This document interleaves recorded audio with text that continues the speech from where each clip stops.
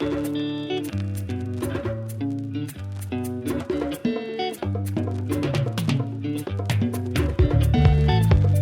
listening to Talking Africa, the podcast that gets behind the news from the continent, brought to you by the Africa Report. My name's Nicholas Norbrook. Please head to theafricareport.com for all our analysis, news and views. Our guest on the podcast this week is Dino Mahtani, veteran journalist and investigator, and now the Deputy Director for Africa for the International Crisis Group. He's the author of a new report from Crisis Group on the insurgency in Cabo Delgado in northern Mozambique, where repeated violent attacks from a group called Shabaab culminated in March in the lethal attack on Palma, near the large-scale LNG energy project funded by Total and others. Joining us on the pod, our Editor-in-Chief, Patrick Smith. Right now, things are sort of almost in a holding pattern at the moment. I mean, the real big event, as we know, was the storming of Palma town, the gateway to the gas fields, in March. After which there was a lot of international attention on this, and the images that were circulated by Islamic State gave the impression that the fighters were acting on its behalf. I mean, there's a question mark really about that, but at the end of that month, the total amount of displaced people was sort of pushing 750,000. That's a third, roughly, of the population of the province itself. By now 3,000 people have been killed as a result of the fighting. And interestingly, now the government have started showing some signs, finally, of trying to get their arms around this problem. In the last few weeks, there have been, some Mozambican military operations. If you remember in the past, the real counterinsurgency force here was the police. Oddly enough, through dint of history, the special rapid intervention unit of the police is a more tends to be more well equipped and well trained, better financed for historical reasons, whereas the military, since the 1992 peace deal, has been overshadowed by Mozambique's by Mozambique's prioritizing of internet, of development over military spending, partly under donor pressure. And now, in the last few weeks, there have been some movements by Mozambican military forces, some of whom are being trained by various Western partners, taking hold of some key strategic locations on the roads in some of the coastal districts and then beyond into the interior, and giving in some cases a bloody nose to the fighters of Al-Shabaab. So we're at a tipping point now, whether it could still go either way. We've seen in the last 3 years that every time there has been military pressure applied on this group, it's rebounded with greater ferocity. But let's see whether the arrival of Mozambican special forces onto the scene is going to change that dynamic now. What is hindering the ability of Mozambique's police and army to push back? Is it too easy to see it? One part, huge geographic distances to cover, an enormous coastline, a lack of material, a lack of boats, a lack of jeeps, and very tough terrain in which to operate. And another part, corrupt elites in the south who are keen not to shed too much light onto their own illicit activities in the north. What else is holding back the security response from the Mozambique side? Okay, so those are two very different things. So firstly, on the mechanics of the security forces, the current state of the military is around 12,000 men for a size of for a country the size of Pakistan. And Cabo Delgado itself is the size of Austria. So then, even then, this is a small amount of troops that they have, and within that 12,000, you have a very low percentage of effective military, of effective military units. The army is blighted by indiscipline, poor training, lack of investment for decades. Its Soviet era stockpiles are often in a state of disrepair. So that the military on the ground has been weak. Hence the use of this paramilitary police force. But even then, they've had to rely on private military contractors. First, the Russians, Wagner Group, which we know is tied to the Kremlin. And there were some Russians killed, and that wound down very quickly, not very successful. And then the Dyke Advisory Group, a South African-based business that was helping the police with their support, and managed to deliver some beatings to the fighters of Al-Shabaab from time to time. But as I said, they kept rebounding. So it's partly a question of numbers and capacity. It's a weak security force that needs to be rebuilt after a civil war that ended in the 90s, that after which, the security forces were rendered, particularly the army, as I said, was rendered, fairly weak through cycles of underinvestment and so forth, as the country prioritized other things, including development, under donor pressure. And then, of course, you have the coastline and a navy that's really pretty much non-existent. A few years ago, Mozambique had been involved in the acquisition of various maritime assets, but this had been done through a structure of secret loans that then heavily indebted the country up, a couple of $1 billion. And the equipment that was then procured, which I've seen in Pemba, for example, has, very sophisticated boats, interceptors, and other kinds of maritime vessels, but then not maintained. So again, falling into disrepair very quickly and becoming essentially useless. So that there's also been procurement problems or governance issues related to the development of the security forces that clearly have also played their role in this. And now, I think Mozambique the government is aware that it's on a tight timeline now. If it doesn't get its arms around this quickly, things could get a lot worse. So it's prioritizing the training of some special forces, both Marines and commandos, according to what the defense minister told me a couple of months ago. And that seems to have at least had some impact on the ground in recent weeks. Then there's the issue of policy, which you were sort of alluding to. Yes, it's true that Cabo Delgado is a repository of all kinds of illicit economies, including the drugs trade, which has been rampant, for years in that part of the country. Right now there are, according to our counter-narcotic sources, most of the drugs is now being pushed north to Tanzania and further south from Cabo Delgado, still landing in Mozambique, but much less volume coming into Cabo Delgado itself, onto the beachheads from where, it would then be trafficked through land to places like South Africa. That said, there's still a small amount coming in.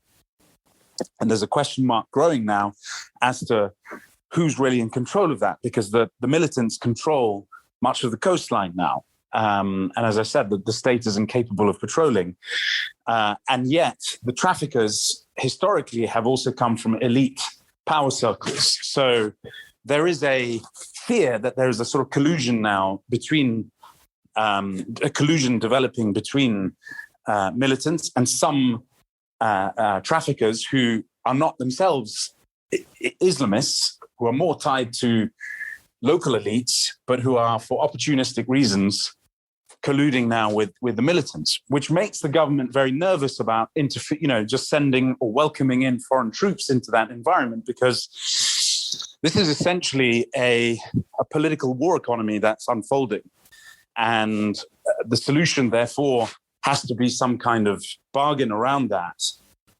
If you militarize that situation, as the Mozambican government are weary of doing, you may actually start introducing new conflict dynamics and disrupting those elite bargains, and it could get a whole lot worse.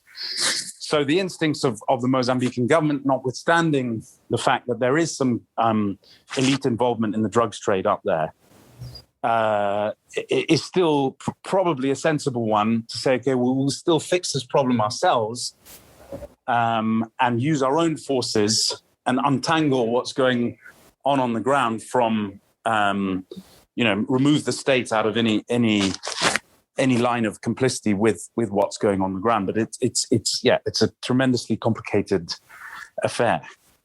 Dino, can we just get into a bit more detail on the kind of political economy of the drugs trade and the other international crime stuff going on? To what extent do you think the military, the security services, even the police are involved in the drugs trade? And how is that directly hampering the fight back against the insurgency? Yeah, that we have very little evidence for, but you've seen documented time and time again by other public organizations, and in the open source sphere that the drugs trade has been connected to very powerful people close and within the ruling party. And our counter-narcotic sources say that there are individuals, not just from the security, not within the security services per se, but also business elites who are close to the government, who have their arms around this trade. That really complicates matters on the ground. But there's a broader question of the political economy. If, for example, when you look at what's happening now over plans to somehow bring back under government control the port of Mozambique the Praia, right, which fell in August 2020, or where the state evacuated, the population evacuated. It's really an ungoverned space. There's militants in there potentially using the port, but it's basically been out of government control since last year. That port was supposedly going to be the main infrastructural backup, deep water port for the development of the town of Palma further north, which is the gateway to the gas fields. Now, since Mozambique the Praia has been removed out of commission, so to speak, there are elites in other parts of the province, notably in the port of Pemba, for example, who are doing quite nicely out of the trade now, and they clearly have an incentive for any development of Palma to keep any for example acquisition of material that has to be moved from that port up to Palma benefits those elites in Pemba, and they would prefer that status quo. Well, that status quo can only be maintained if Mozambique the Praia is still out of government control and the militants have some have reason to keep that port out of government hands. So, I mean, we've seen this sort of complicity with business and economic elites all over the continent and in other places in the world. So this is nothing necessarily new, but it is something that is worth thinking about in this context. We're all talking about the insurgency, and you're painting a picture of, the discussion we had before we started recording and so on, but also so far is, there's a leadership issue. Then there are, with a lot of Tanzanians involved in that, there are the ground forces, if you like, tend to be more Mozambican. And then you've got this interface with criminal elements. I mean, to what extent can we talk about an insurgency, or is it several insurgencies joining together for certain reasons and then at times working against each other? Yeah, so this is a composite movement. sometime last year, it became clear, for example, that the fighters had split into 3 attacking groups: in the north, in the interior, in the north west of the province, and then around Mocimboa de Praia and south of there. So, and each of those attacking groups had a different coloration of local constituents, because the ethnic map is quite clearly demarcated in Mocimboa, in Cabo Delgado. That said, we do get a sense from multiple interviews with community members and also those who've, accessing surveys and of communities and testimonies of people who've been in militant camps and have escaped there, that the vast majority of the fighters are clearly Mozambicans. We're talking about the rank and file here. A lot of them are motivated by money, which is playing, a significant role in this conflict. Money's put in the hands of boys who are then recruited, plays a role in recruitment. It plays a role in persuading the fighters to stay. The credible reports of bonuses being paid after combat operations, particularly those who've been wounded. And some of the boys tend to start losing faith in the movement if their salaries don't come in on time. And that clearly connects to the trajectory, the historical trajectory. If you look at where these young recruits have come from and why they snowballed into this insurrection, a lot of it has to do, as we've detailed in our report, with issues related to grievance, to the local political economy, to ideas among them that their futures had been stolen from them, while monopolist capitalists within the Cabo Delgado political system had captured much of the flow of the resource boom, including, for example, servicing the gas infrastructural development, or getting stakes in the big ruby mining projects in Cabo Delgado. So Mozambican boys, the muscle, money orientated, I would say.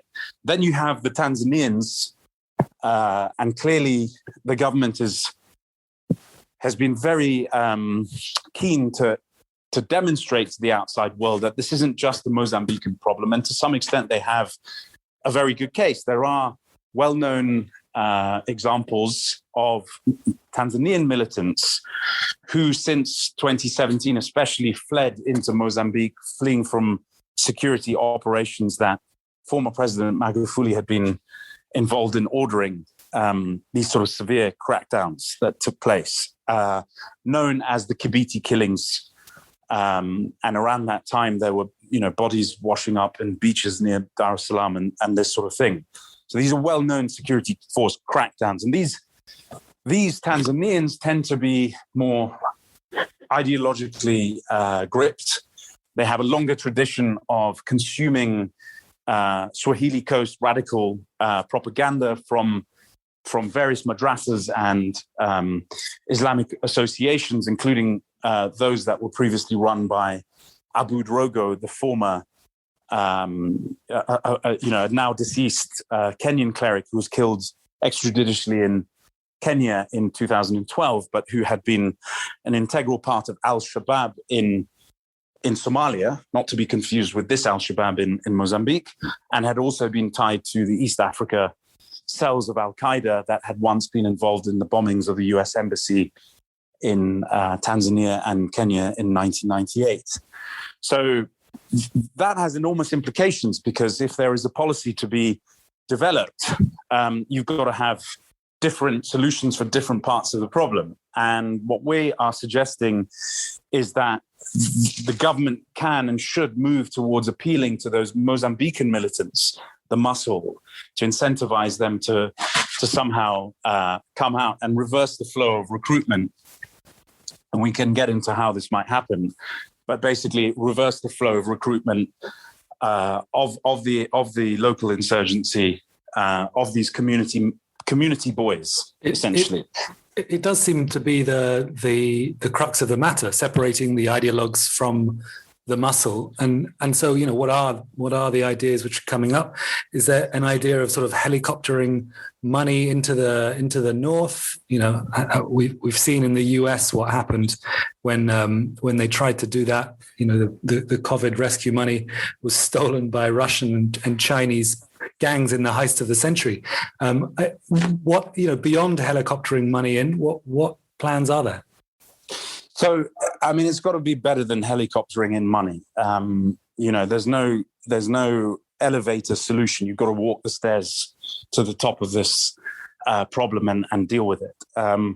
One thing Mozambique has on its side is about $1 billion of donor money that's being lined up, principally through the World Bank, to channel into the north of the country.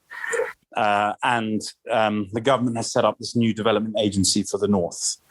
And through that, if there's some measure of security that can be achieved in these ongoing military operations, then they can stop, pushing for the population to return to these lands that they vacated. As I said, 750,000 people, pushing 800,000 now.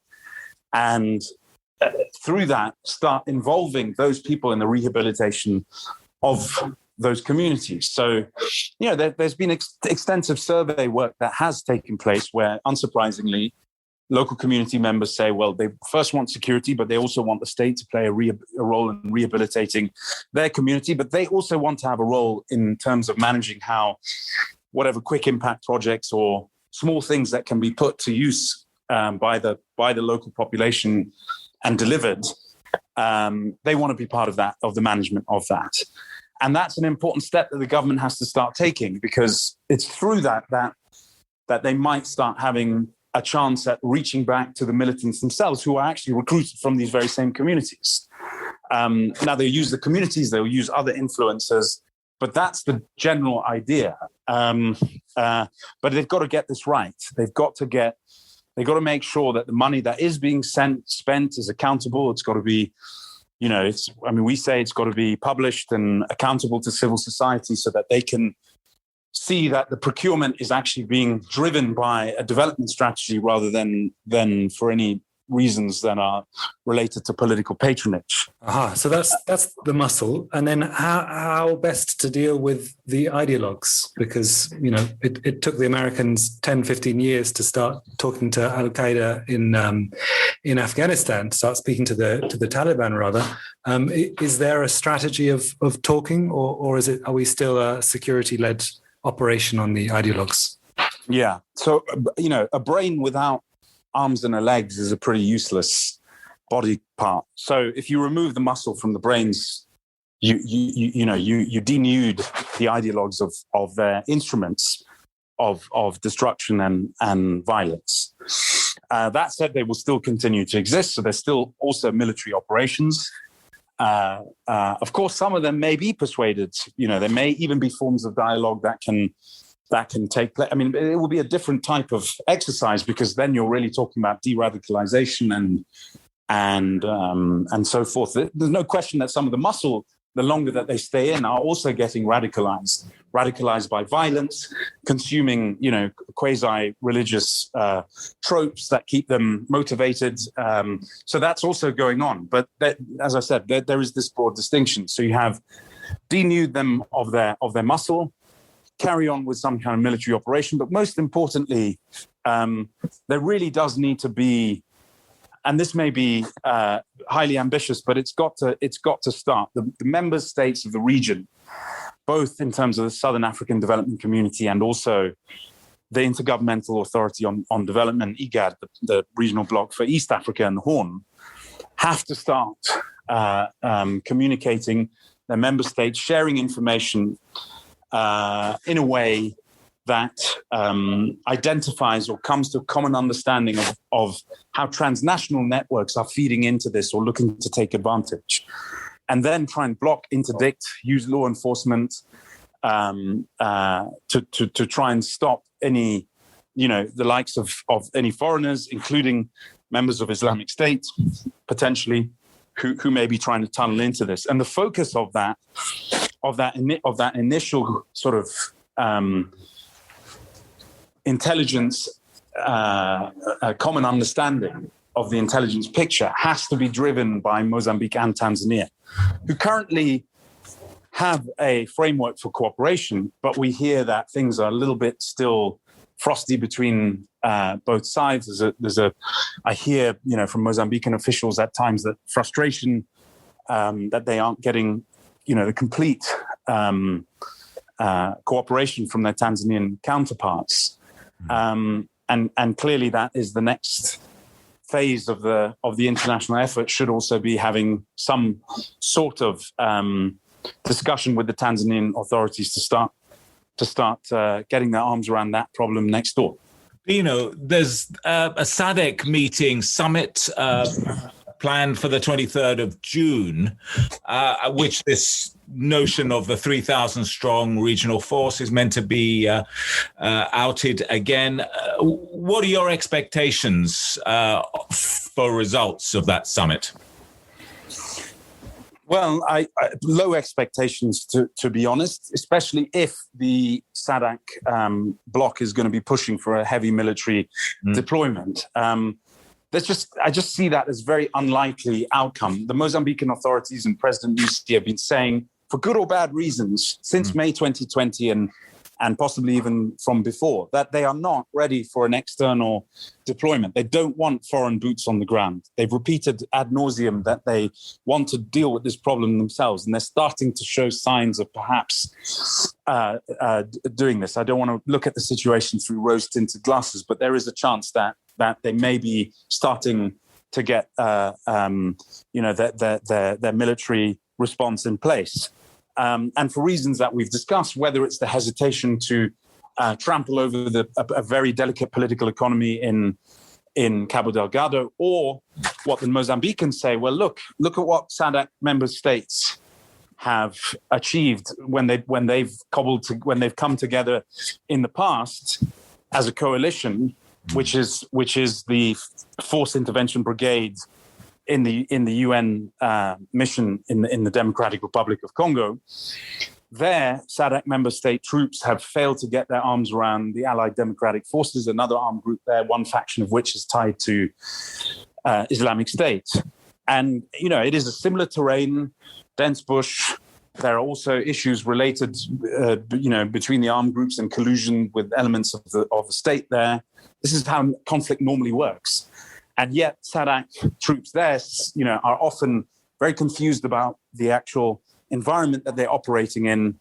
And the Mozambicans say that, they don't want a similar quagmire developing at home. So there is some sensible logic for that argument, which then, leaves open the question, well, what can SADC do? And I've given you the answer already. Perhaps there needs to be some thinking amongst regional governments of the non-military solutions that they can contribute and cooperate with each other to achieve. What about, you've got the three levels. You've got the military response, which is needed at some point. You've got the intelligence response, which we don't hear much of, and then the political solution, which I guess has to be the basis of anything. But just to get the military, what are you saying, or what is Crisis Group suggesting on the military front? That it should be very targeted, should be sort of special forces, cooperation and training, with the emphasis on building Mozambique's national capacity to deal with this, and so that can be done quickly enough. Yeah, so I mean, we a disclaimer here: we're not military planners, and I'm not a military expert.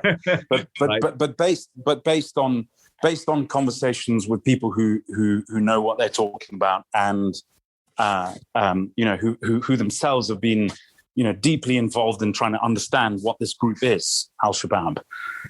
It does make sense for the military response. Look, the Mozambican authorities and officials say that they know that they will never defeat this group, exterminate it, rinse it out of the system completely, because these boys, as we've discussed, have come from society. They're part of the social fabric of the province. So unless the government is fully committed to declaring war on the youth of the province, then they have to admit that what they can do is make it very uncomfortable for these guys to keep staying on. So the military operation should be used as a way to apply pressure with the understanding that you're never going to scorch the earth here, and in fact, doing that will make it a whole lot worse. So you put enough pressure to make the boys in the insurrection rethink what they're doing. In fact, last week or a few days ago, around June the 8th, I think, there was a report that we were made privy to of a bunch of al-Shabaab fighters who came out of, surrendered to the local population, saying that they were tired of living like animals in the bush, which goes to show that, that if you make, and this is in the wake of recent military developments, you put enough pressure on them, you change the calculus of their thinking. But with the other hand, you also extend, these kinds of development initiatives that can be channeled through the communities, and then you use the communities to reverse the flow of recruitment of young men from al-Shabaab back into society. So that's really how the military tools should be best used. Shouldn't be used in a way that is in any sense delusional about what it could possibly achieve. On the South Africa front, South Africa is obviously on the hook financially for, to the tune of hundreds of millions of dollars in investment, both from the pension funds and from commercial banks. A lot of people are sort of tub thumping and asking South Africa to take a much bigger role diplomatically. Is it perhaps more useful for them to look inside at some of these trans-border routes, some of these elite bargains that you're talking about in the north? Because if heroin has been flowing through Mozambique from Pakistan for decades, it's unlikely that it has not caused sort of gangrenous effects on South Africa's own political establishment. Would that, sort of inner work on those criminal gangs within South Africa who facilitate that kind of trade, would that not be a more useful thing for South Africa to be working on? In a word, yes. There are two things. There's the flow of drugs to South Africa, and there's also the presence in South Africa of jihadist networks, transnational jihadist networks. We've talked to security forces there. I've also seen intelligence documents that warn, that are issuing internal warnings to the South African system that, there are real concerns that South Africa could become a backwater for transnational jihadism and support networks, if it isn't already, because I'm personally aware through contacts of law enforcement officials and others investigating transnational jihadi networks that there's plenty going on in South Africa. And these are armed group networks also from the Congo. There are West Africans involved. There's money laundering taking place in South African cities. It's also connected to criminal gangs and criminal operators who've been allegedly involved in trying to recruit for sending people to Mozambique. And this isn't necessarily a very big secret in security circles in South Africa. But South Africa also has its internal issues when it comes to cleaning up its own corruption and so forth. This should be a major focus for the country. Dino, could you explain those sort of links right up the Indian Ocean coastline and how you see these jihadi networks operating at the moment? Because people have been making some pretty worrying forecasts about this crescent, growing crescent of insurgency and instability right up the east coast of Africa, and the involvement of other regions of the continent as well. Yeah, we don't want to overblow things, but we also want to be, precise and to also, point towards some risks that are clearly in the offing. So let's go through them one step at a time. Right. So we've talked about Mozambique and the Tanzanians. That's really the next door neighbor of Mozambique. So there's an issue there. Yep. Now, the local boys in Mozambique, in Cabo Delgado, have for years been consuming, as I mentioned, the radical pamphlets and videos and teachings, if you want to call them that, of Abu Drogo. This is a Swahili Coast radical who connected to al-Shabaab in Somalia and so forth. So there is that proliferation of radical radical madrasas and Islamist networks that do permeate, through to Kenya, and then Kenya's own connections with, Somalia's relationship with Kenya, but also the amount of Kenyans that we now hear that are part of Al-Shabaab, the Al-Shabaab of Somalia, which is actually an Al-Qaeda affiliated group.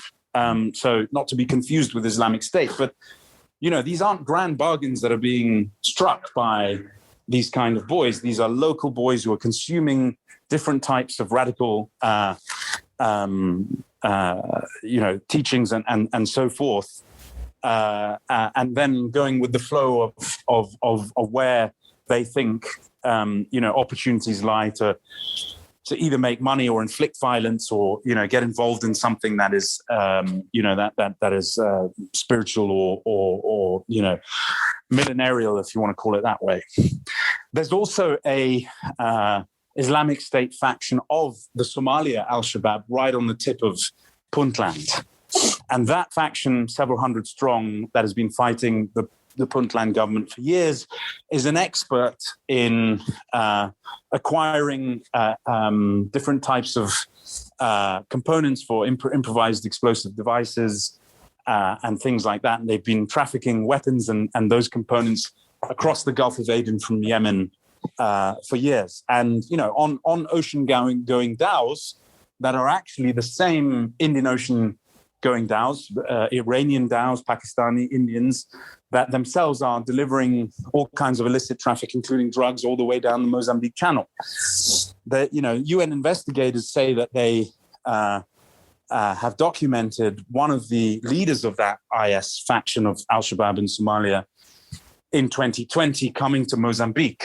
Other security sources dismiss that as pure fantasy, but there's clearly some suspicion of a link there. So that's the East African side of things. And then you have the link through Tanzania to Eastern Democratic Republic of Congo, where you have the Allied Democratic Forces that I mentioned. And there were some credible testimonies of movements of Mozambicans to the Congo in 2017 and 2018.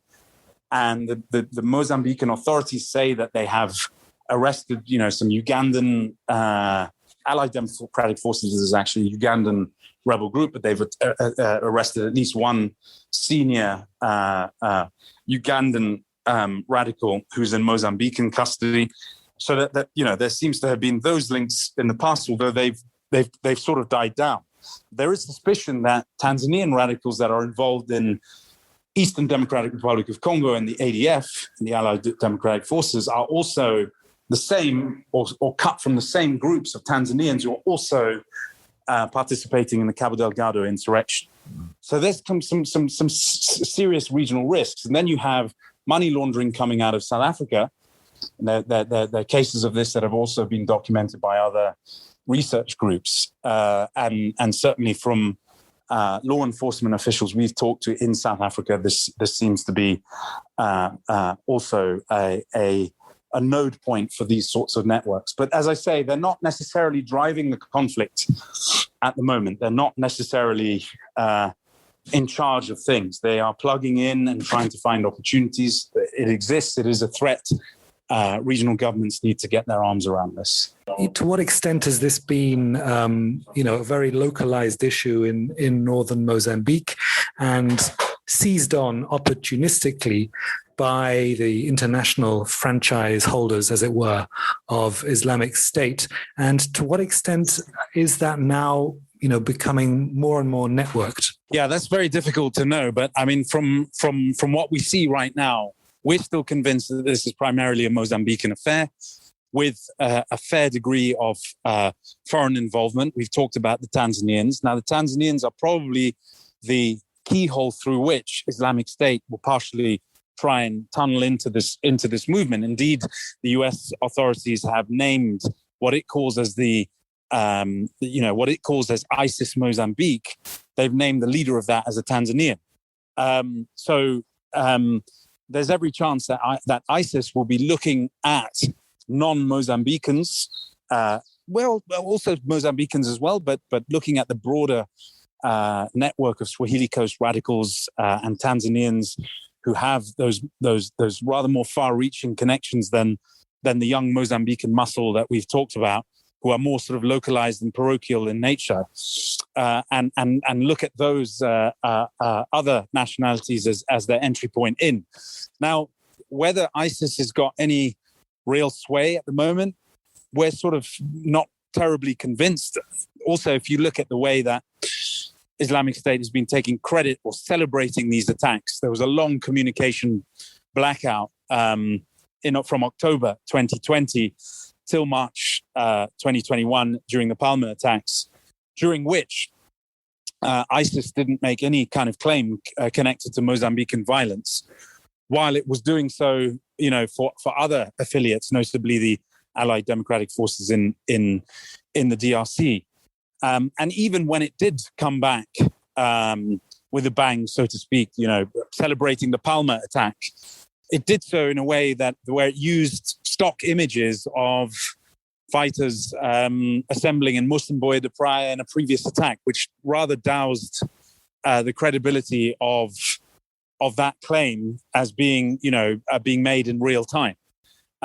So it's lurking, but for now, thankfully, we don't see it as being, something that is at the heart of this, and that gives the Mozambican authorities some kind of opportunity to deal with the local part of this conflict and try and defuse it from there before we get to that stage. Before we get to that stage where it may become an international franchise. The Great Congo War saw, armed support from countries on the south of the continent, heading into Central Africa. Now it looks like Rwanda may be giving assistance to Mozambique. So, the military flows in the other direction. How serious are these offers of help from Rwanda, and how effective might they be? Yeah, so the Mozambican authorities have been under pressure from the Southern African Development Community, SADC members to throw in, who want to throw in a heavy deployment. We've addressed all of that previously. And I think, this with Rwanda coming onto the scene, this was a way for the Mozambican authorities to sort of diversify their security partners, to demonstrate to SADC that it had other options, and to open a discussion with a security partner like Rwanda that has a reputation for being well trained and effective, in small deployments, being effective in various conflict situations, for example, in the Central African Republic. So some security analysts say, well, that would be sort of a wiser approach than 3,000 SADC troops, a small bespoke contingent of Rwandans giving combat, mentoring, perhaps some combat assistance, but helping them with intelligence and other things. It comes potentially at a price, though, in the sense that since that relationship has blossomed, there have been reports of Rwandan dissidents that are based in Mozambique coming under specific threats from the outside. Yeah, even disappearing in some cases to the embassy. One final question, and it sort of it looks it's really about what outside powers could do in terms of interdicting drug flows across the ocean, really, between Pakistan and the east coast of Africa. What role for EU interdiction forces? What role for other naval powers of the region? Yeah, I think this would be the Combined Maritime Task Force, which is based in Bahrain, and as a coalition around the US Fifth Fleet that patrols the Indian Ocean, and that has a mandate to counter terrorism. That that may be emanating in the high seas. Part of its mandate is also relates to interdicting drugs flows. Not that there is a specific or stated connection between drugs trafficking and terrorist organizations on the Swahili coast of East Africa, but as we've discussed, that the risk is there for militants, in Cabo Delgado to take a small slice of this. So they are, we know, starting to look at options to interdict that drug trade or to escalate activities there. The problem with doing that, though, is if that happens very drastically, you also alter the sort of elite bargains on land, where suddenly, elite, power brokers in Mozambique suddenly find themselves out of pocket and then themselves destabilized. And what is the knock-on effect of that going to be? So there's some really tricky political questions to also reckon with when considering these kinds of law enforcement interdictions. That's all for this week. Thanks for joining us. Please head to theafricareport.com to get our latest on the Mozambique crisis. Rating and reviewing Talking Africa would be appreciated wherever you get your podcasts. It won't take long, but it will help others find us. See it as part of your 5-a-day Karma Challenge. I'm Nick Norbrook. Thanks for listening.